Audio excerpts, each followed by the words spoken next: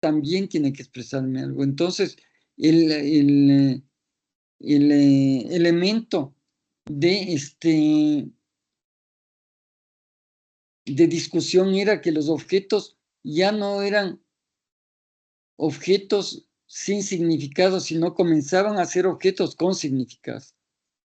Y entonces en los objetos aparece la idea de la forma. ¿Y de dónde nace esa forma tan simplificada? Originalmente del constructivismo soviético,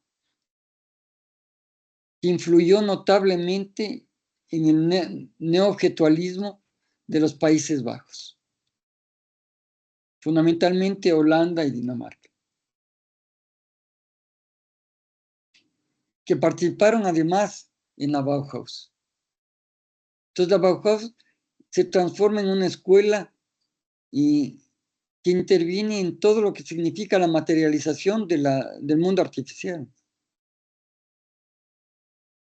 Sí, se presentan unas sillas en exposición. Las sillas esas son producidas en Ecuador con algunos defectos, ¿no? La silla que yo les mencioné, una de las sillas que yo les hice el análisis, la silla Basil, evidentemente producida en Ecuador y con algunos problemas de manufactura, y uno de ellos, el fundamental, que podríamos analizar. Primero, supongo que son productos artesanales. Y esto es, se produjeron por unidades. Segundo, no respetan todas las características y condiciones del diseño original. Y el elemento evidente en la silla Basili es que las uniones eran pernos prisioneros escondidos que no se veían. Y en la silla esa ustedes van a ver unos pernos visibles completamente, ¿no? Y además toscos. Sin embargo, el concepto del objeto nos lleva a pensar de cómo estaba la tecnología en esa época, ¿no? Y qué producía además la Bauhaus. Ese grupo de sillas que ustedes vieron, la silla Brno, la silla Chesca, la silla Basili y cientos de objetos más, forman parte de una colección que está patentada y que además cobra regalías. Entonces, cada que nosotros compramos alguno de esos objetos que todavía se producen y se venden actualmente, sigue dejando dinero a quien posee las regalías de esos objetos, ¿no? Supongo yo, no sé exactamente, habrá que consultar un poco. Y deben ser regalías o, o para alguna fundación que quedó de la Bauhaus o directamente para el gobierno alemán. Entonces la Bauhaus aporta y propone cosas. No se menciona en la exposición. A ver, personalmente creo que si ustedes armarían una exposición de sus trabajos de fin de carrera, de esa manera como está la exposición, probablemente pierden el semestre. No tiene un hilo conductor, no estructuran bloques de conocimiento, no explican suficientemente las obras, no seleccionan las obras. Y en algunos casos, con las observaciones de ustedes, yo coincido que hay errores garrafales, ¿no? Hay errores garrafales. Se equivocan en algunas autorías de los elementos, colocan algunas imágenes que para ejercicios escolares estarían mucho mejores, desvinculan algunos elementos, no explican el tema del sincretismo con el tema de la Bauhaus.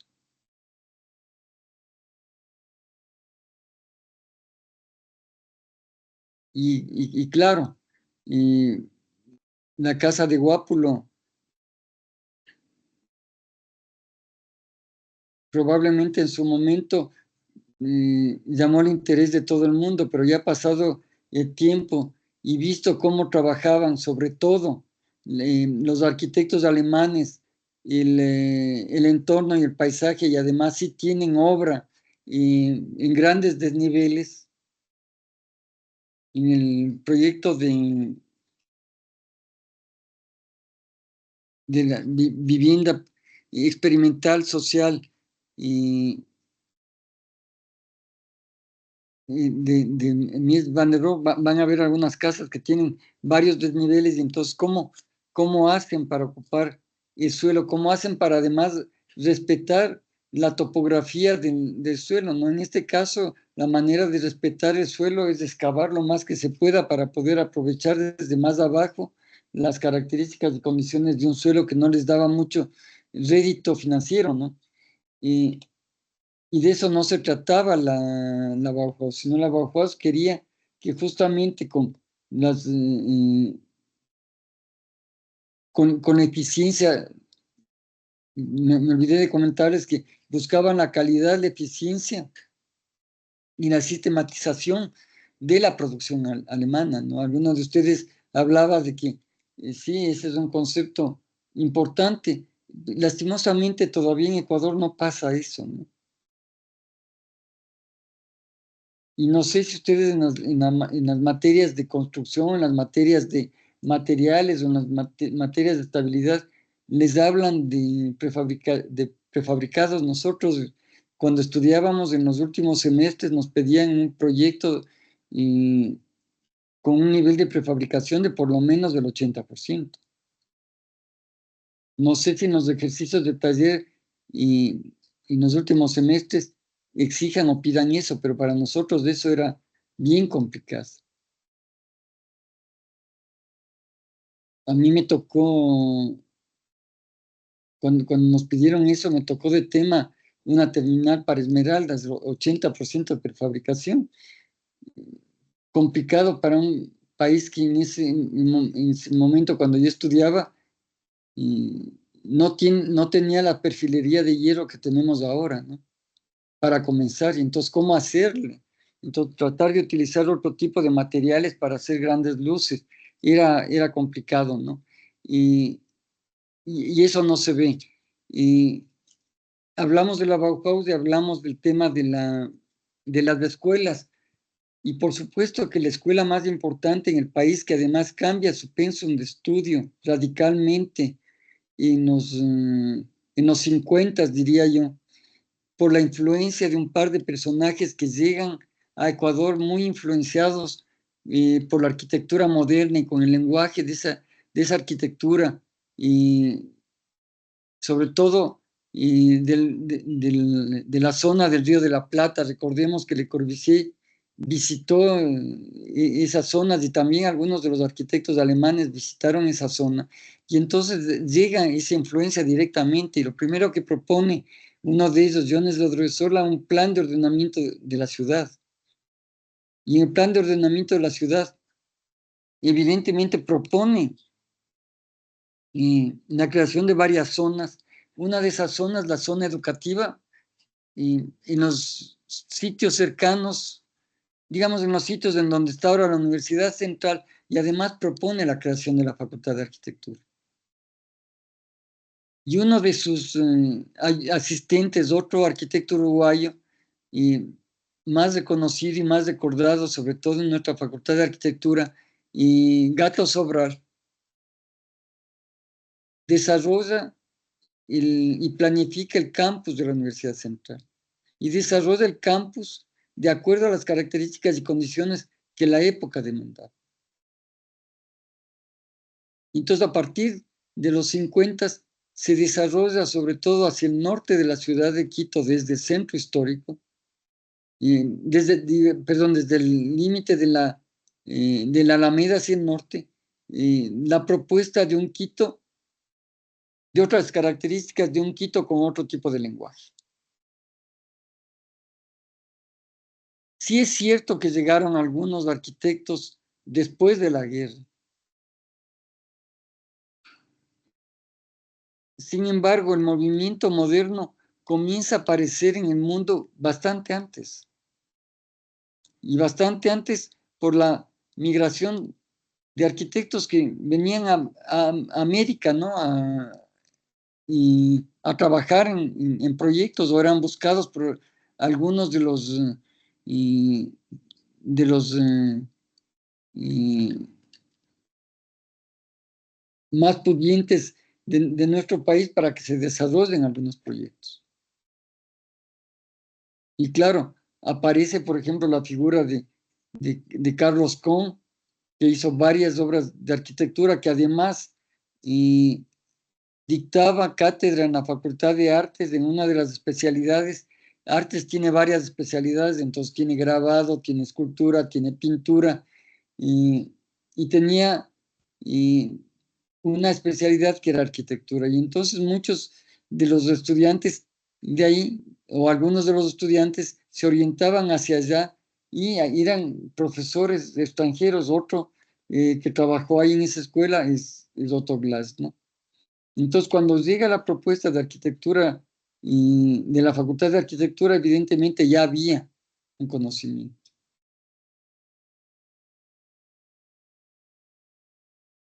Figura también fue Sixto Durán Ballén, que estuvo en la Facultad de Arquitectura y que fue uno de los propulsores de su fundación.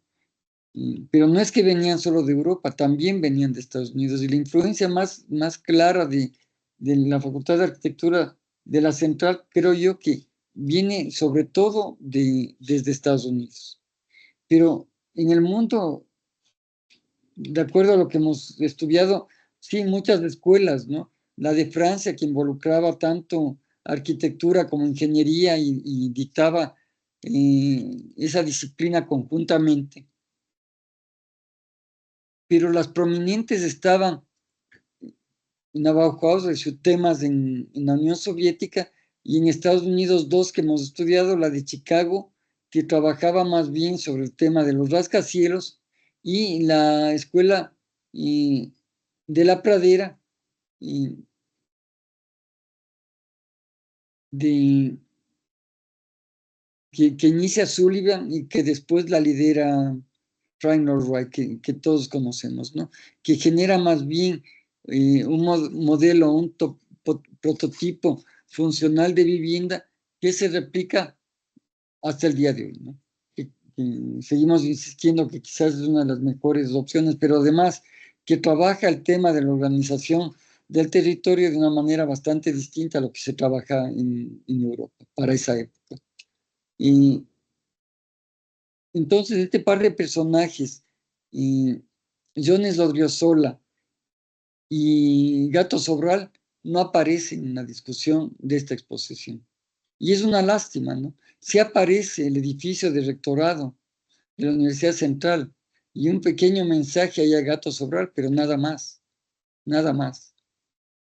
Y la Facultad de Arquitectura de la Central no se estructura en los tres grandes bloques de los cursos de la Bauhaus porque el Ecuador no entendía todavía lo que era el desarrollo tecnológico de la producción industrial, porque Ecuador no producía objetos, compraba objetos, no producía industrialmente nada de eso, ¿no? Teniendo los recursos gigantescos como para explotar la madera, la piedra, todo, ¿no? Los metales. Y no tenemos no tuvimos esa capacidad. Entonces comprábamos objetos y los objetos que se producían artesanalmente sin idea de la producción industrial.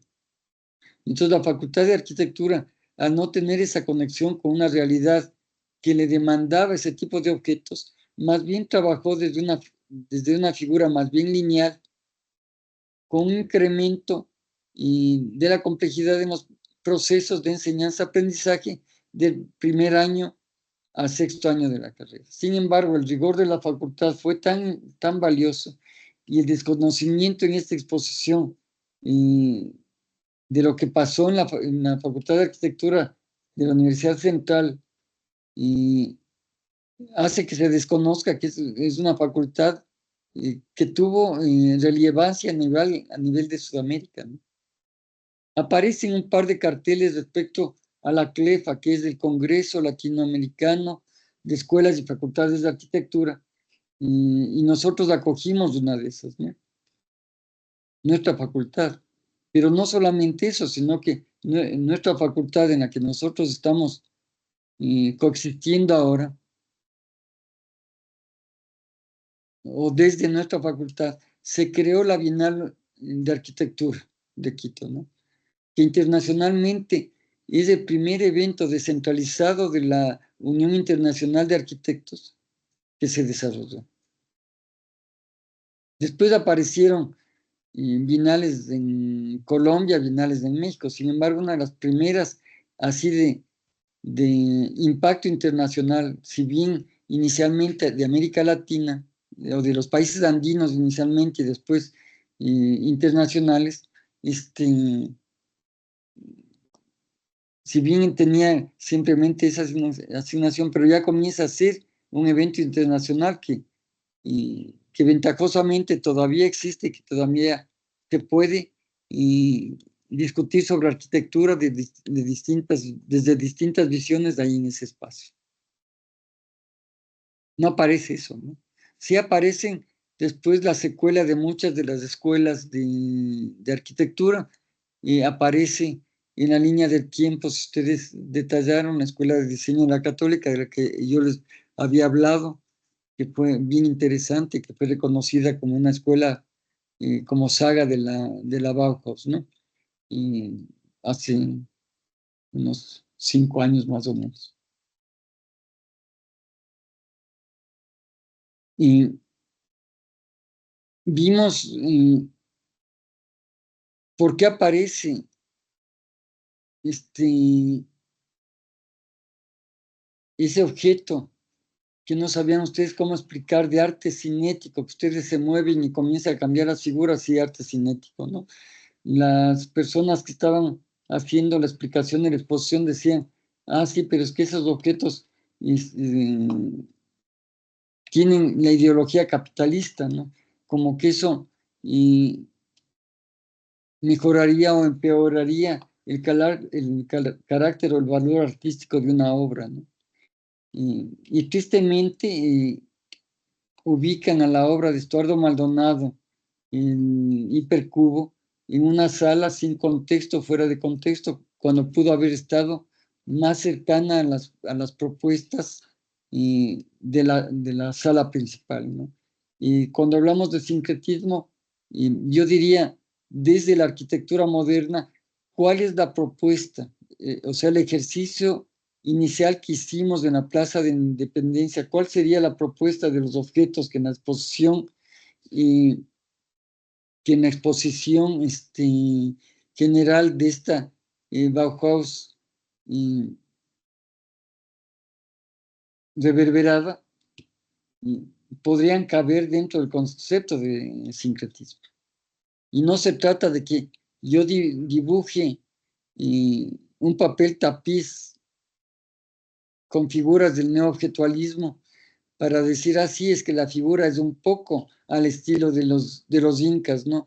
Y para que exista sincretismo no es superponer una forma sobre otra forma, es superponer un mensaje o una filosofía sobre otra filosofía. Y nuestra cultura latinoamericana tiene casos de sincretismo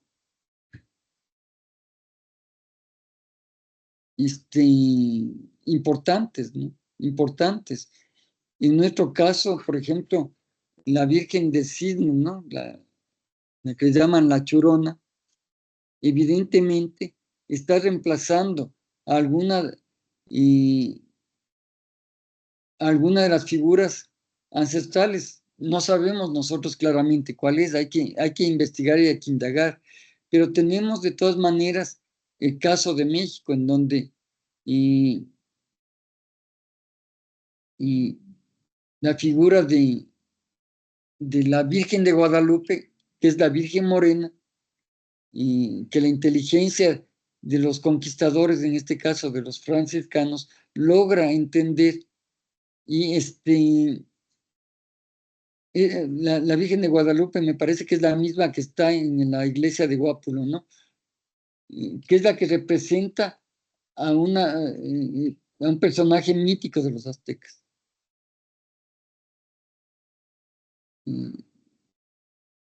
Que es Tonantzin, ¿no? Entonces esta figura de Tonantzin es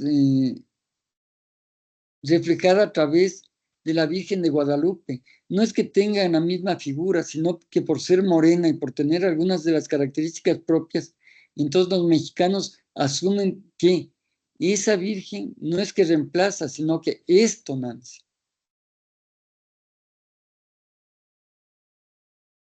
Entonces, en el sincretismo hay que cuidarse muchísimo y me parece que el error de esta exposición es terrible porque en el sincretismo, si es que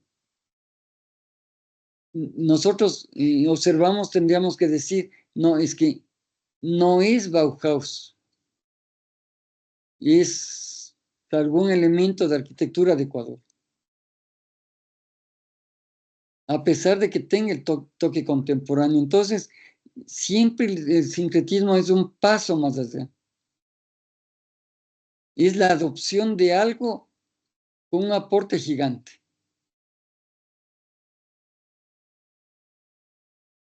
Es la adecuación o la apropiación de un carácter de algo con algo más. En tecnología, el sincretismo tecnológico que hace Japón es importante, ¿no? Entonces los japoneses estudian y estudian y estudian y se pasan fácilmente desde los 40, un poco antes, ¿no? Desde los 30 hasta los 60 o 70, estudiando, estudiando, copiando, copiando, copiando.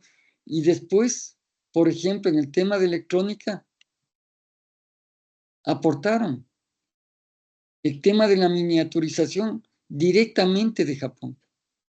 Y fíjense a dónde ha llegado, ¿no?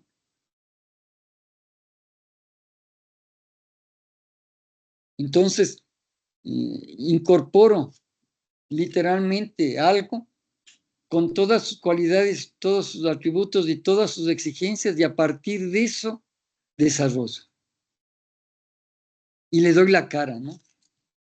Y hablo de eso. Y sí se entiende este concepto de sincretismo, ¿no? Entonces, es una muestra triste, es una muestra sin rigor, es una muestra sin una trayectoria, sin un recorrido.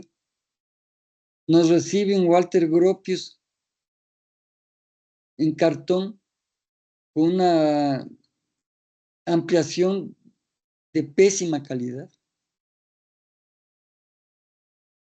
Por ahí en un rinconcito, inclusive las ubicaciones de las cosas. Miren que el problema de iluminación en ese espacio también, ¿no? No tienen límite para colocar las luces, y entonces algunas luces no daban a ningún objeto, ¿no?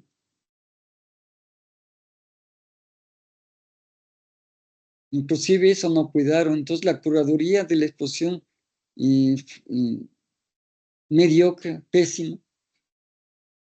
La museografía de mala calidad. Yo me acercaba a leer las fichas, ¿no? El día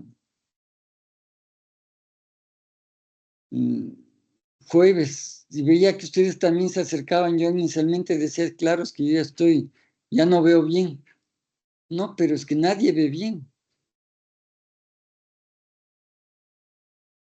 Las cédulas son estas fichas que explican las obras, ¿no? Y entonces, como tampoco estaban estructuradas por grupos, entonces no había una explicación por grupos, sino todo era pura generalidad. Y claro, evidentemente, lo que ustedes marcan respecto a lo de Guápulo es terrible porque se lleva una pared súper importante para esa obra y no se explica por qué, ¿no? Y las chicas decían, es que es la ocupación del territorio. Les podemos demostrar con algunos de los objetos arquitectónicos producidos en la época de la Bauhaus y por gente de la Bauhaus, cómo se trabaja un territorio dependiente desde la perspectiva de la Bauhaus. Y bueno, hasta aquí yo creo que mi discurso. No sé si es que llegó Meli, ¿llegaste? Déjame ver. No sé si es que tienes algún comentario, tú tenías algo interesante también. Sí, Arqui, ¿cómo están, chicos? Buenas tardes. Bueno, yo creo que de igual manera como para cerrar este tema, después de también escuchar los comentarios de los chicos, de usted también, arquitecto, bueno, de la calidad que tuvo la presentación a la que asistimos, desde el enfoque que tiene la materia, que es del lado de crítica y que lo hemos abarcado así, creo que también es importante, en cambio, que nos despierte, eh, no sé, como la necesidad de investigar más, ¿ok? No fue una explicación en concreto de qué representó la Bauhaus, inclusive en el medio en donde se está exponiendo, justo hablábamos de eso ahora, si se está posicionando en un lugar tan importante de Quito que muchas exposiciones deben solicitar ese sitio y le brindan ese lugar. Hablar de la localidad, algo que hemos tratado a lo largo de todo el semestre, todo lo que hemos hablado, ¿por qué revisamos tanta historia si nunca regresamos la mirada hacia donde estamos asentados nosotros, hacia donde queremos entender, ok, ya funcionó así, entonces, ¿cómo puede funcionar acá? Y creo que debería darnos esa apertura, como regresar a ver los puntos más importantes y positivos que tuvo esta escuela y ver cómo funcionaba de esa manera también aquí, o inclusive para poder llegar a comprender de mejor manera, aunque quizá no fue la mejor explicación, eh, por nuestro lado, comprender la exposición de la mejor manera, investigando un poco más por nuestro lado. Entonces, desde ese lado, a mí me pareció muy interesante, en cambio, investigar el tema de qué otras escuelas de arquitectura y de diseño históricas se conformaron en su momento y fueron muy relevantes, porque no todo quedó y murió en la Bauhaus. Entonces, entender justamente cómo escuelas de diseño, como fueron las del ULM, que fue en Suiza, que justamente se podría decir que inclusive fueron los herederos de estos conceptos, de los preceptos, de los ideales, de lo que fue la Bauhaus, fundan esta escuela y a la final se tiene además este enfoque científico y matemático, que como hablábamos en la Bauhaus, como por ironías de la vida, inclusive yo leía que en sus inicios ni siquiera tenía el área de arquitectura, se conformaba con otras áreas y más tarde aparece la parte de arquitectura. Comprender cómo toda esta formación integral de la que tanto se habla ahora llega a conformar algo tan fuerte que llega a ser trascendental inclusive ahora. Se podría decir que inclusive es más ahora que en años anteriores. Se le da tanta importancia aquí como en otros lugares del mundo.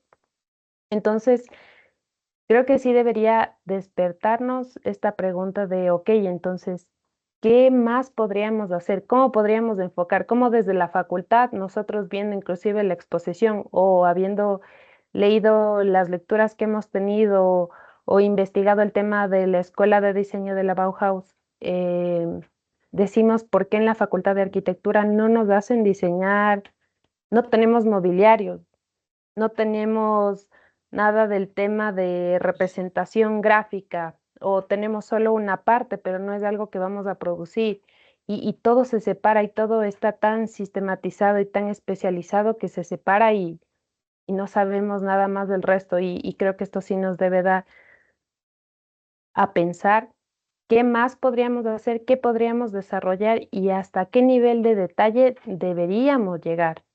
Tenemos además ejemplos como por ejemplo la Escuela de Diseño de Rusia, la Escuela de Arquitectura de Chicago, que la hemos mencionado muchísimas veces a lo largo de este semestre, la Escuela de Taliesin de Frank Lloyd Wright, que es muy interesante cómo justamente él inclusive tiene esta idea de como generar una invitación a que los estudiantes de arquitectura vivan y trabajen con ellos en su casa, en su propia casa, como llenarse de toda esta idea de lo que él estaba desarrollando en su momento, de lo que fue la arquitectura orgánica.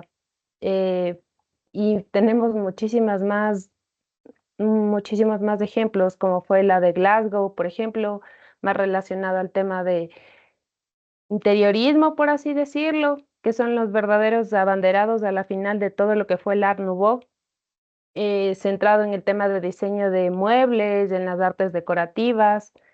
Entonces, yo creo que más que nada, después de hacer esta reflexión de la calidad que tuvo esta exposición, sí, lo que nos falta es preguntarnos, okey, entonces, ¿cuál sería el siguiente paso? ¿Qué deberíamos hacer? ¿Qué estaban haciendo de distinto en ese momento para que se siga hablando de una facultad de arquitectura, de una facultad, de una escuela de diseño? Inclusive ni siquiera se llamaba como una escuela, preferían que sea como este espacio de experimentación, de laboratorio de ideas y que tenga tanto peso a la final.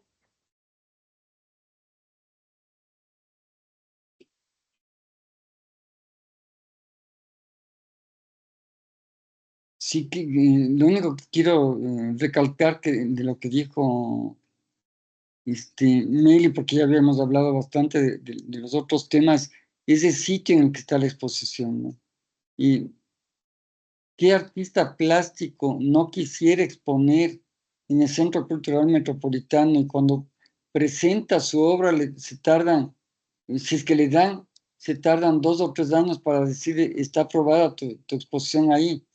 Y, y le exigen la mayor calidad y le exigen las mayores condiciones y expresivas para la muestra, ¿no? Y en este caso la exigencia muy pobre, y a nosotros no nos explicó exactamente de qué se trata la Bauhaus, ni cuál fue la influencia además de la Bauhaus ahí. Entonces, creo que es una exposición que queda debiendo a la ciudad de Quito y sobre todo a nuestra disciplina, ¿no? Y decían en el curso del paralelo 3,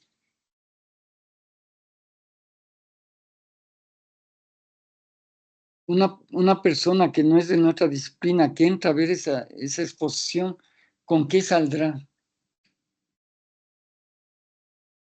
¿Cuál sería la idea de la exposición para una persona que no entendiendo qué es la Bauhaus ni nada de eso, y además teniendo dificultades en entender qué es reverberada? Este, ¿Cómo saldría de la exposición, no? Ah, sí, qué bonitas las sillas, o qué bonito las maquetas, o qué bonitos los dibujos, qué bien dibujan los arquitectos, ¿no? Y qué Y más, creo que ¿no? es desde ahí en donde se podría atacar justamente ese tema. Creo que a la final, por ejemplo, lo que en la facultad nos dicen en las presentaciones finales que ustedes tienen de taller, cuando dicen, ustedes tienen que tener una presentación, como que yo nunca hubiera sabido del proyecto, no me habían explicado para nada y cualquier persona que llegue tiene que entenderlo, tiene que comprender ese proyecto. Y creo que debería estar del mismo lado, justamente tener este comentario de, okey, entré y no sabía si era una exposición de muebles, o de acuarelas, o de cuadros, o de pinturas, sin comprender es de dónde parte todo, por qué está así. Y, bueno, la otra cosa que decía Meli es que de todas maneras, nuestra materia se llama teoría y crítica, y nosotros tenemos que ir con eso. Vamos a seguir aprendiendo. Pero también el factor positivo, y no importa la calidad de la exposición, sino la oportunidad de poder, primero salir de la facultad, después ver qué hacen otras personas con respecto a lo que nosotros estamos estudiando, y después enriquecernos de todas maneras de la muestra, ¿no? Y en sus cabezas probablemente ya comienza a aparecer la idea de cómo hubieran ustedes armado esa exposición, qué objetos hubieran aparecido, ¿no? Y miren, estamos trabajando con Melissa la producción arquitectónica de uno de los ilustres propulsores de la arquitectura moderna en Quito, que es quien es el arquitecto Osvaldo de la Torre, ¿no? De él aparece una acuarela y una acuarela además que no tiene ni siquiera la cédula, no está reflejado el nombre de él, y sin embargo, de sus manos o de su trabajo, de sus ideas, aparece la producción fantástica, tecnológica además, y casi industrial, del hormigón visto, ¿no? Y para ese tipo de obras, el resto de colegas y muchos de los constructores de la ciudad de Quito le solicitaban su apoyo. Entonces, la mano del arquitecto de la torre en las obras de hormigón visto y están en las obras que él construyó, fundamentalmente el conjunto de obras en la Escuela Politécnica Nacional que son referentes y que regresamos a ver permanentemente, y de cuando en vez las visitamos, que son ya icónicas en la ciudad respecto a la arquitectura, son icónicas respecto a la arquitectura moderna en Quito, y además prominentes, ¿no? Porque no estamos hablando de cualquier objeto, sino estamos hablando de unos objetos importantes, imponentes y representativos. Pero si observamos la Avenida Patria, ahí también está la mano del arquitecto de la Torre a través de los elementos de hormigón visto, ¿no? Porque eh, bien fue consultado por Ovidio Wappenstein para la producción de esos elementos. No construyó, no los diseñó, pero le pidieron auxilio en el momento que estaban armando todas esas estructuras para que queden de hormigón visto. Y entonces ahí hay un carácter, ¿no? Y no aparece. Y no aparece. Y curiosamente, tanto Wright como Le Corbusier hablaban de encontrar en los materiales su propio carácter, ¿no? Pero claro, con Le Corbusier comienza y en una segunda etapa a trabajar todos esos elementos, y es clarísimo lo que pasa con Ronchamp, ¿no? Con la iglesia de Ronchamp, en donde el hormigón visto y la textura, los elementos, la morfología de ese material dan para soñar mucho respecto a la arquitectura. Y, y no se dice tampoco que algunos de los proyectos en Quito fueron planificados, diseñados y o a veces construidos por arquitectos extranjeros o empresas constructoras extranjeras, ¿no? A la cabeza estarían todos los elementos que sirvieron para recibir una reunión de los presidentes a nivel interamericano, ¿no? Que iba a desarrollarse en 71, pero por problemas de conflictos bélicos y de geopolítica ya no se desarrolló, y sin embargo, paralelo a eso se construyó quizás el objeto de mejor calidad producido hasta el momento en la ciudad de Quito, que es el Hotel Quito, por la calidad de detalle y la calidad de manufactura que tiene ese objeto, la idea de un desarrollo tecnológico y la propuesta de los planos que existió, que llegaba al detalle más mínimo, ¿no? Y se construyó también la Asamblea Nacional, se construyó el aeropuerto de Quito y también la, la residencia universitaria, ¿no? Mucho era alojamiento, pero, y claro, evidentemente comienza la construcción de la Casa de la Cultura como un complemento para mostrar la cultura nacional a las personas que venían. La Casa de la Cultura quedó inconclusa de todas maneras, no se concluyó y pasó muchísimo tiempo hasta que se concluyó. Y quizás marca por ahí uno por no decir el único, conjunto urbano que tiene el norte de la ciudad de Quito, ¿no? Después tenemos muchas obras arquitectónicas que no logran estructurar o establecer un conjunto, quizás el más cercano es el que está junto a la Casa de la Música, y entonces tienes la Casa de la Música, conjunto de hospitales o de temas relacionados con la salud que poco a poco se ha ido deteriorando, y ya no tiene el carácter de la incorporación sobre un área verde, sino que ahora todo es hormigón, que enfrenta además a uno de los museos de sitio importantes de la ciudad, como es el Museo de Sitio de Rumipamba, ¿no? Si es que no lo han visitado, les invito para que vean que es interesante. Y lo que ahí se muestra como vestigios de lo que era el conjunto de edificaciones de la Quito ancestral. Hasta aquí el comentario, ya nos pasamos muchísimo de tiempo, pero vale la pena hacer todos estos comentarios porque vamos madurando poco a poco nuestras ideas, nuestros conceptos y nuestros criterios respecto a la arquitectura que tenemos y la arquitectura que queremos, ¿no? Que es la que ustedes tienen que proponer cuando se gradúen. Y ahora están creados las carpetas, digamos, los canales, y de acuerdo a los grupos de los trabajos que son los que ustedes saben: ciudad, cultura, materiales de procesos, medio ambiente, inmobiliario, y pasaremos desde el grupo 1, que es mobiliario, con Melissa, recogiendo la información. Nos interesa saber con qué elementos van a trabajar y cuál es el modelo de análisis que van a aplicar a esos elementos de análisis. Les vamos a dar, no sé, Meli, unos 10 minutos y después comenzamos a pasar por los grupos. Sí, ok, Yarki.